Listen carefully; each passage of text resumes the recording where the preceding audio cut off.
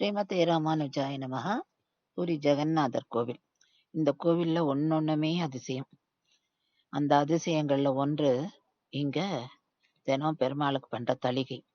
அதாவது 56 வகை தளிகை பண்றாங்க பெருமாளுக்கு.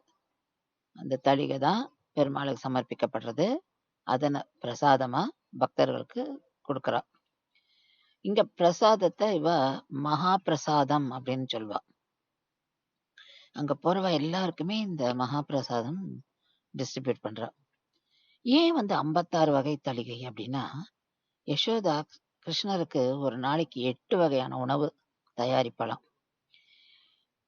பகவான் கிருஷ்ணர் கோவர்தனகிரிய தாங்கி இருக்கும்போது தன்னோட விரல்ல கோவர்தன மலைய பிடிச்சு நிக்கிறார். அங்க இருக்கிற ஜீவராசிகளை காப்பாத்துறதுக்காக.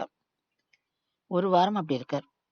அதுக்கப்புறம் இந்த வாள்லாம் அந்த அங்க இருக்கிறவெல்லாம் பக்தர்கள்லாம் அப்படியே உருகி போயிட்டாலாம். ஒரு வாரம் கிருஷ்ணன் ஒண்ணுமே சாப்பிடாம இருந்திருக்கானே.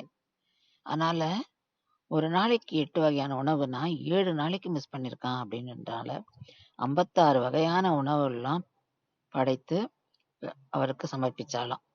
அதனால தான் இங்க 56 வகையான உணவுகள் தினம் இங்க தளிகை பண்ணி பெருமாளுக்கு சமர்ப்பிக்கிறோம்.